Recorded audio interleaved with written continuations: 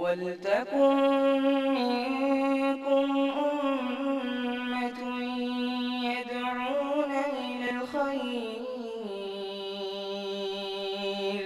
وَيَأْمُرُونَ بِالْمَعْرُوفِ وَيَنْهَوْنَ عَنِ الْمُنكَرِ وَأُولَٰئِكَ هُمُ الْمُفْلِحُونَ. السلام علیکم ورحمۃ اللہ وبرکاتہ۔ ان الحمد للہ نحمده ونستعینه ونستغفره ونعوذ باللہ من شرور انفسنا ومن سیئات اعمالنا من يهده الله فلا مضل له ومن يضلل فلا هادي له واشهد ان لا اله الا الله وحده لا شريك له واشهد ان محمدا عبده ورسوله اما بعد فان خير الحديث كتاب الله وخير الهدي هدي محمد صلى الله عليه وسلم وشر الامور محدثاتها وكل محدثة بدعة وكل بدعة ضلالة وكل ضلالة في النار۔ محترم حاضرین، سامعین گرامی، دوستوں، بزرگوں اور ساتھیوں، کل کے درس میں ہمیں اور آپ کو دنیا میں کس طرح جینا ہے اور کیسے زندگی گزارنی ہے، اس کے تعلق سے ہم نے گفتگو کی تھی۔ دنیا میں جب انسان آتا ہے تو انسان کی آرزویں بڑی طویل ہوتی ہیں، بڑی لمبی ہوتی ہے آرزو۔ اس سلسلے میں اللہ کے نبی صلی اللہ علیہ وسلم نے ایک عظیم مثال دی ہے۔ اس مثال کی وضاحت ہم آج کے اس درس میں انشاءاللہ آپ کے سامنے کریں گے۔ ذرا اس درس کو غور سے سنیے۔ اللہ تعالیٰ فرماتا ہے فَمَنْ زُحْزِحَ عَنِ النَّارِ، آرزو اگر کرنی ہے، تمنا اگر کرنی ہے کسی کو، تو تمنا کرے جنت میں داخل ہونے کی اور جہنم سے دور ہو جانے کی، کیونکہ یہ وہ تمنا ہے جو کامیابی کی تمنا ہے۔ اللہ سبحانہ و تعالیٰ کے نزدیک اصل کامیابی یہ ہے کہ آدمی جہنم سے دور کر دیا جائے، جنت میں داخل کر دیا جائے۔ یہی ہمارا اور آپ کا ٹارگٹ ہے۔ لیکن کیا یہ صرف آرزو سے مکمل ہو جائے گا؟ اب اس کی ایک مثال لیجئے۔ کوئی آدمی یہ آرزو رکھے کہ اللہ تعالی ہم کو کروڑ پتی بنا دے، یہ آرزو ہے اس کی، اور وہ گھر پہ بیٹھا رہے، کہیں نہ جائے، نہ کام کرے، نہ بزنس کرے، نہ تجارت کرے، نہ محنت کرے، نہ مزدوری کرے، گھر پہ بیٹھا رہے اور صرف آرزو لگائے کہ اللہ کروڑوں کی بارش کر دے میرے اوپر، تو کیا چھت پھاڑ کے نوٹوں کی گڈی اس پر گرے گی؟ کبھی نہیں گرے گی۔ اور کوئی آدمی اگر یہ کہے کہ ہم اللہ سے دعا کر رہے ہیں ہم کو کروڑ پتی بنا دے گھر میں بیٹھ کر کے، کوئی بزنس اور کوئی تجارت بھی نہیں کر رہے ہیں، تو آپ ایسے شخص کو کیا کہیے گا؟ پاگل کہیے گا کہ نہیں کہیے گا کہ پاگل ہو گیا ہے؟ کوئی کام نہیں کر رہا ہے اور کہہ رہا ہے کہ ہمیں مال مل جائے، دولت مل جائے۔ تو جنت کی صرف آرزو لگا کر کے رکھنا اور جنت کے لیے عمل نہ کرنا، یہ پاگل پن ہے، اور یہ اتنا بڑا پاگل پن ہے کہ جس کا کوئی علاج ممکن نہیں ہے۔ اسی لیے کہا حضرت علی رضی اللہ تعالیٰ عنہ نے کہ سنو، دنیا یہ پیٹھ پھیر کر کے جانے والی ہے اور آخرت منہ اٹھا کے سامنے سے آنے والی ہے۔ دونوں کے بیٹے ہیں، دنیا کے بھی بیٹے ہیں، آخرت کے بھی بیٹے ہیں، یعنی بیٹے مطلب والے، دنیا والے، آخرت والے۔ کہا کونوا من ابناء الاخرہ، آخرت والے بن کر کے جیو، دنیا والے بن کر کے مت جیو۔ کیوں؟ کیونکہ آج کے دن عمل ہے، حساب نہیں ہے۔ کل حساب ہوگا، عمل کی کا کوئی چانس اور کوئی گنجائش نہیں ہوگی۔ تو حساب سے پہلے آدمی کو اپنے حساب و کتاب کی تیاری کر لینی چاہیے۔ دنیا میں کامیاب وہی آدمی ہے جس نے دنیا کی اس زندگی کو آخرت کی کامیابی کے لیے استعمال کیا۔ اللہ سبحانہ و تعالیٰ فرماتا ہے ذرہم یأکلوا ویتمتعوا ویلہہم الامل فسوف یعلمون۔ اے اللہ کے نبی صلی اللہ علیہ وسلم انہیں چھوڑ دیجئے۔ کن کو؟ جو نصیحت قبول نہیں کرتے ان کو چھوڑ دیجئے۔ یأکلوا، کھائے پئیں، اپنے آرزو اور اپنے تمنا میں مست رہیں، یہاں تک کہ جب ہمارے پاس آئیں گے تو ہم انہیں بتائیں گے کہ دنیا میں یہ کیا کچھ کیا کرتے تھے۔ اس کے بعد اللہ تعالیٰ کہتا ہے اَيَحْسَبُونَ، کیا ان کو یہ گمان ہے، اَنَّمَا نُمِدُّهُمْ بِهِ مِن مَالٍ وَبَنِينَ، کہ دنیا میں جو مال اور بال بچے ان کو ہم عطا کر رہے ہیں، کیا یہ سمجھ رہے ہیں کہ ہم ان سے راضی ہیں اس لیے ہم یہ چیزیں دے رہے ہیں؟ کہا کہ یہ اللہ کی آزمائش بھی ہو سکتی ہے، بل لا یشعرون، ان کو اس کا شعور تک نہیں ہے، ان کو اس کا شعور تک نہیں۔ اللہ تعالیٰ دونوں چیزیں دے کر کے انسان کو آزماتا ہے، کبھی غریبی دے کر آزماتا ہے اور کبھی مالداری خوشحالی دے کر کے آزماتا ہے۔ دونوں میں، چاہے خوشحالی ہو چاہے مالداری ہو، دونوں حالتوں میں آدمی جنت کی تیاری کرے، جہنم سے بچاؤ کی تیاری کرے، دنیا کے پیچھے اپنا دل نہ لگائے۔ حضرت عبداللہ ابن عمر رضی اللہ عنہما سے روایت ہے، کہتے ہیں اللہ کے نبی صلی اللہ علیہ وسلم کے پاس ہم لوگ موجود تھے، صحابہ کرام موجود تھے نبی صلی اللہ علیہ وسلم کے پاس۔ آپ نے ایک لکیر بنائی اور وہ باکس بنایا، اس کا مربع اس طرح سے، یہ جو باکس ہے نا ایسا، چاروں طرف سے لکیر کھینچ دی اللہ کے نبی صلی اللہ علیہ وسلم نے، ایسے چاروں کونے والے لکیر۔ اس کے بعد نبی صلی اللہ علیہ وسلم نے درمیان میں ایک لکیر کھینچی جو اس لکیر سے بڑی تھی، ٹھیک ہے؟ یہ جو باکس بنا تھا نا، اس باکس کے باہر نکال دیا لکیر، ادھر سے ایسے لمبی لکیر کھینچ دی۔ اس کا چھوٹے چھوٹے لکیر اس بڑی لکیر کے دائیں بائیں جانب کھینچی اللہ کے نبی صلی اللہ علیہ وسلم، اور کہا کہ دیکھو جی یہ موت ہے، یہ جو لکیر ہے یہ کیا ہے؟ یہ موت ہے، جو چاروں طرف سے ہم کو اور آپ کو اپنے گھیرے میں لیے ہوا ہے۔ جب ہم اس دنیا میں نہیں تھے تو ہمارا وجود نہیں تھا، اب جب ہم آ گئے ہیں تو ایک دن ہم موجود نہیں ہوں گے، ختم ہو جائیں گے۔ کہا کہ یہ موت ہے، اور یہ جو بڑی لکیر ہے نا، کہا یہ آرزو ہے، انسان کی آرزو اور تمنا۔ انسان کی آرزو اور تمنا یہ کبھی ختم ہونے والی نہیں ہے، لیکن یہ جو ہے اس کی موت ہے جو اس کو چاروں طرف سے گھیرے میں لی ہوئی ہے، اور موت سے زیادہ لمبی اس کی آرزو ہے۔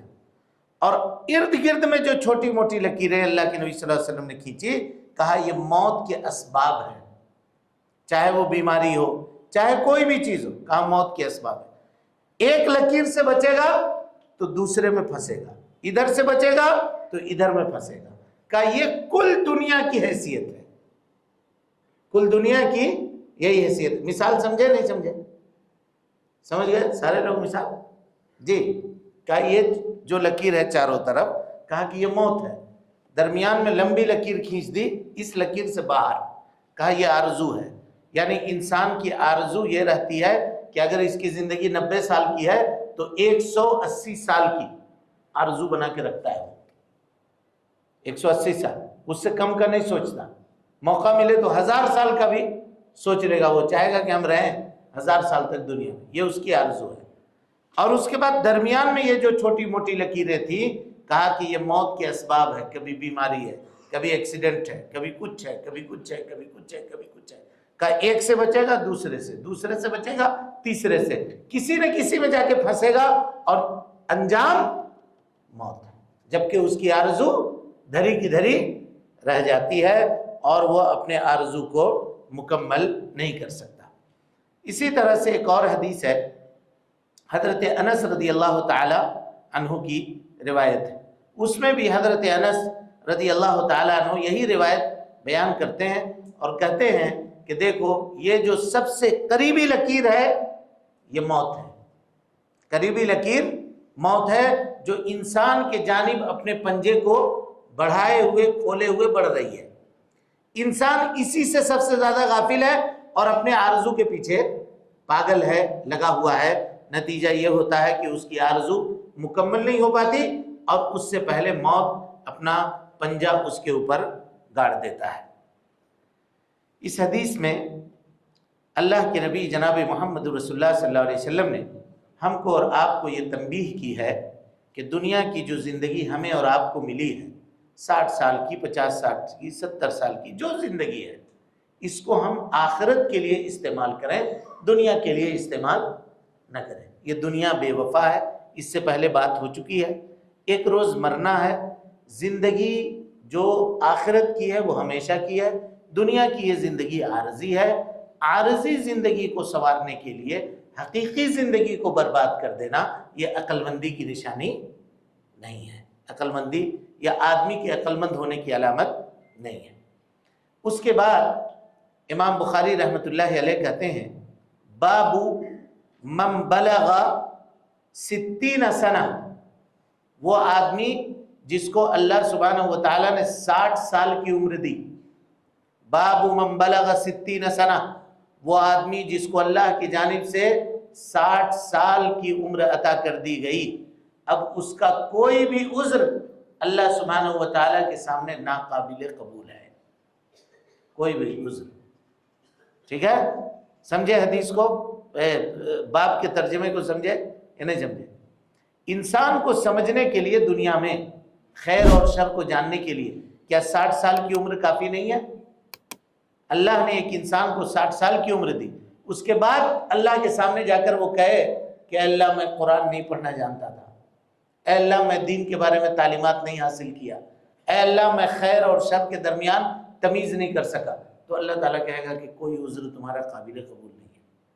موت جلدی نہیں آئی نا، تم کو بہت موقع ملا نا، 60 سال ایک لمبی مدت ہوتی ہے، کہ دنیا میں تم کو بہت موقع دیا گیا، اب اس کے باوجود بھی تم اگر اس کے مطابق شریعت کو نہ سمجھ سکے، اس کے مطابق عمل نہ کر سکے، تو اس میں تم کو عذر اور کوئی معافی کا سوال پیدا نہیں ہوتا۔ اس سے یہ پتا چلا کہ ایک آدمی جو اپنی عمر کے درازی کو پہنچتا ہے، وہ دنیا میں بہت کچھ اتار چڑھاؤ دیکھتا ہے، اور دنیا کے یہ اتار چڑھاؤ آدمی کو اللہ کی طرف مائل کرنے کے لیے ہوتے ہیں۔ اللہ تعالیٰ فرماتا ہے ظہر الفساد فی البر والبحر بما کسبت ایدی الناس، دنیا میں جو کچھ بھی فساد بپا ہوتا ہے یہ آدمی کے اپنے ہاتھوں کی کرتوت ہے، اس کی ہاتھوں کی کمائی ہے۔ کیوں؟ اس لیے کہ اللہ تعالیٰ ان کے بعض اعمال کا بدلہ ان کو چکھاتا ہے تاکہ وہ اللہ کی طرف پلٹ آئیں، اللہ کی طرف واپس آ جائیں۔ یعنی 60 سال میں اس شخص نے اپنے ہاتھوں سے کتنے مردوں کو دفن کیا ہوگا، کتنے حادثات دیکھے ہوں گے، کتنی پریشانیاں جھیلی ہوں گی، کتنے طرح کے واقعات اس کی زندگی میں پیش آئے ہوں گے۔ ان تمام کے باوجود بھی وہ نصیحت اگر حاصل نہیں کر سکا تو ایسی صورت میں کیا وہ آدمی عذر دیے جانے کے لائق ہے؟ بولیے، عذر دیے جانے کے وہ آدمی لائق ہے؟ اسی لیے اللہ کے نبی صلی اللہ علیہ وسلم نے فرمایا کہ وہ آدمی جس کو اللہ سبحانہ و تعالیٰ نے اس قدر عمر عطا کر دی ہے کہ جس کو اللہ تعالیٰ دنیا میں 60 سال کی مہلت دے دے، اب وہ اللہ کا بندہ نہ بن سکا، اللہ کی اطاعت اور فرما برداری کرنے والا انسان نہ ہو سکا، تو کل قیامت کے دن اس کا کوئی بھی عذر اللہ سبحانہ و تعالیٰ کے سامنے قابل قبول نہیں ہے۔ اللہ تعالیٰ اس کے عمل کو، اس کے عذر کو قبول نہیں کرے گا۔ حضرت ابو ہریرہ رضی اللہ تعالیٰ عنہ کہتے ہیں، اس حدیث کو دیکھیے، کہ لا یزال القلب کبیرا شابا فی اثنتین، آدمی کا دل، جسم اس کا بوڑھا ہو جاتا ہے، انسان کا جسم بوڑھا ہو جاتا ہے، لیکن اس کا دل 2 چیزوں کے تعلق سے کبھی بوڑھا نہیں ہوتا، بالکل جوان بلکہ بچے کا دل ہوتا ہے 2 چیزوں کے تعلق سے۔ نمبر 1 حب الدنیا، دنیا کی چاہت میں، بلکہ آدمی جیسے جیسے بڑھاپے کی عمر کو جاتا ہے دنیا کی آرزو اور چاہت اس کی مزید بڑھتی چلی جاتی ہے۔ اور دوسری چیز طول العمل، لمبی آرزو، لمبی آرزو۔ اسی طرح سے حضرت انس رضی اللہ تعالیٰ عنہ کہتے ہیں کہ ابن آدم بڑا ہو جاتا ہے جسمانی اعتبار سے، لیکن 2 چیزیں اس کے دل کے اندر ہمیشہ جوان ہوتی ہیں۔ وہ 2 چیزیں کیا ہیں؟ مال کی محبت اور اپنی زندگی سے محبت، عمر سے محبت، یہ ہمیشہ باقی رہتی ہے۔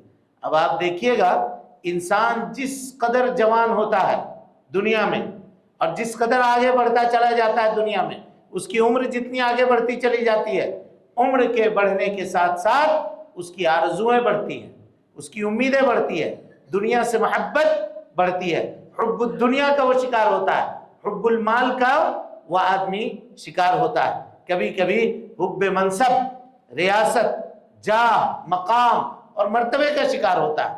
یہ ساری چیزیں ہوتی ہیں جیسے جیسے عمر اس کی زندگی میں بڑھتی چلی جاتی ہے۔ لیکن ان تمام چیزوں کے باوجود کامیاب وہ انسان ہے جس نے دنیا کی زندگی کو آخرت کے لیے استعمال کیا اور اللہ سبحانہ و تعالی کی رضامندی کے کام انجام دیے۔ اب حدیث میں 60 سال کا ذکر ہے، تو کیا 60 سال ہی مطلوب ہے؟ اس سے کم نہیں، اس سے کم بھی مطلوب ہے، لیکن 60 سال کا تذکرہ اس لیے کیا کہ اللہ کے نبی صلی اللہ علیہ وسلم نے فرمایا کہ میری امت کی جو عمر ہے وہ 60 سے لے کر کے 70 سال کے درمیان ہے، یہ طبعی عمر ہے۔ اس سے زیادہ اگر کوئی جی گیا، 70 کراس کر گیا، تو سمجھیے اللہ سبحانہ و تعالیٰ کا فضل اور بڑا احسان ہے اس کے اوپر۔ مگر طبعی عمر جو ہے اس امت کی، امت محمدیہ صلی اللہ علیہ وسلم کی، وہ کتنی ہے؟ 60 سے لے کر کے 70 سال تک کی۔ اور یہی وجہ ہے نبی صلی اللہ علیہ وسلم کی عمر دیکھیے 63 سال کی، حضرت ابوبکر صدیق رضی اللہ تعالیٰ عنہ کی عمر دیکھیے 63، ان کی بھی یہی عمر ہے۔ تو کہا کہ یہی طبعی عمر ہے۔ اب یہ عمر جو آدمی پا لیا، سمجھیے کہ اس نے دنیا دیکھ لی، دنیا اس نے جی لی۔ لیکن یہاں ہمیں اور آپ کو ایک چیز غور کرنی ہے۔ شیطان جب ہم جوان ہوتے ہیں تو جوانی کی لالچ دیتا ہے، کہتا ہے میاں ابھی جوان ہو، ابھی سے عبادت کر کے کیا کرو گے؟ بوڑھے ہو جاؤ گے، اس کے بعد عبادت کر لینا، پھر تو مسجد ہے، گھر ہے، پھر کہاں جاؤ گے؟ ابھی کھیلنے کودنے کے دن ہے، کھیلو کودو۔ اور جب آدمی بوڑھا ہو جاتا ہے پھر یہی شیطان مردود اس شخص کے پاس آتا ہے اور کہتا ہے بھول گئے اتنا گناہ کیا ہے، اتنی غلطیاں کی ہیں، اتنی نمازوں کو چھوڑا ہے، اتنا معاملہ کیا ہے، 100 چوہے کھا کر کے اب حج کو جانے کا ارادہ کرتے ہو، اللہ تعالیٰ تمہارے گناہوں کو معاف نہیں کرے گا کبھی بھی۔ اب وہ کیا کرتا ہے؟ نہ جوانی میں اس نے عبادت کی اور نہ بڑھاپے میں عبادت کی، نتیجہ کیا ہوا؟ خالی ہاتھ گیا اللہ کے پاس، کچھ بھی نہیں ہے، اس کو عذر بیان کرنے کے لیے بھی کچھ نہیں ہے، کیونکہ 60 سال کی عمر اس کو حاصل ہو چکی ہے، مہلت اللہ نے اس کو دے دی ہے۔ اب وہاں جا کر کے اگر پچھتائے تو اس سے کوئی فائدہ اس کو حاصل ہونے والا نہیں ہے۔ لہذا میرے بھائیوں، یہ کہا گیا کہ انسان کی آرزو لمبی ہے، جیسے جیسے اس کی عمر بڑھتی ہے آرزو بڑھتی چلی جاتی ہے۔ ہمیں کرنا یہ چاہیے کہ عمر کے ساتھ ساتھ ہم اپنی آرزو کو کیا کریں؟ کم کریں، آرزوؤں پہ کنٹرول کریں اور اللہ تعالیٰ کی اطاعت اور فرما برداری کے کاموں میں اپنے آپ کو زیادہ لگائیں، کیونکہ اب عمر کیا ہے؟ اللہ سے ملاقات کی ہے۔ اللہ کے نبی جناب محمد رسول اللہ صلی اللہ علیہ وسلم کا جب دنیا سے چل چلاؤ کا وقت ہوا تو اللہ نے کیا کہا؟ اذا جاء نصر اللہ والفتح ورأيت الناس يدخلون في دين الله افواجا فسبح بحمد ربك واستغفر انه كان توابا۔ کثرت سے توبہ کیجئے، استغفار کیجئے، اللہ سبحانہ و تعالیٰ آپ کے گناہوں کو معاف کرنے والا ہے۔ جبکہ نبی صلی اللہ علیہ وسلم کے اگلے پچھلے سارے گناہ معاف ہو گئے تھے، گناہ سے معافی مانگنے کی بات ہی نہیں تھی، پھر بھی اللہ یہ حکم دے رہا تاکہ ہم اور آپ جو نبی کے امتی ہیں وہ نصیحت حاصل کریں۔ لیکن آج دیکھیے جو آدمی جس طرح اس عمر کو پہنچتا ہے اور مجلس سے سجاتا ہے، اللہ کی یاد سے مزید غافل ہوتا ہے، تو ہمیں یہ غافل نہیں ہونی چاہیے، غفلت کی چادر نکال پھینکنی چاہیے۔ اس کے بعد دنیا میں آرزو اگر آدمی کرے تو کس طرح کرے، اور اگر آرزو کرے تو اس کے مطابق کیسے عمل کرے، انشاءاللہ آگے کے درس میں ہم اس کی وضاحت آپ کے سامنے کریں گے۔ اور ایک بہت مشہور واقعہ جو حضرت سعد ابن ابی وقاص رضی اللہ تعالیٰ عنہ کا ہے، ہم کل کے درس میں آپ کے سامنے بیان کریں گے۔ اللہ سبحانہ و تعالیٰ سے دعا ہے کہ وہ ہمیں اور آپ کو حسن عمل کی توفیق دے، رب العالمین ہم سب کی اصلاح فرمائے، نیکیوں کو شرف قبولیت سے نوازے، سیئات سے درگزر فرمائے۔ اے اللہ ہم میں سے جو لوگ بیمار ہیں انہیں شفاء کاملہ عاجلہ نصیب فرما دے۔ اے اللہ جو پریشان حال ہیں ان کی پریشانیوں کو دور فرما دے۔ رب العالمین جب تک زندہ رکھ، دین اسلام پہ زندہ رکھ، اور جب اٹھا ایمان پہ اٹھا۔ آمین وآخر دعوانا ان الحمدللہ رب العالمین۔ محترم سامعین و ناظرین، آپ تمام حضرات سے گزارش ہے کہ مرکزی جامع مسجد کے خطبات اور دروس کو اگر آپ سننا چاہتے ہیں تو اس چینل کو آپ لائک کریں، اس کو سبسکرائب کریں اور اس کو لوگوں تک پھیلانے کی کوشش کریں۔ اللہ رب العالمین ہم سب کی نیکیوں کو قبول کرے، وجزاکم اللہ خیرا۔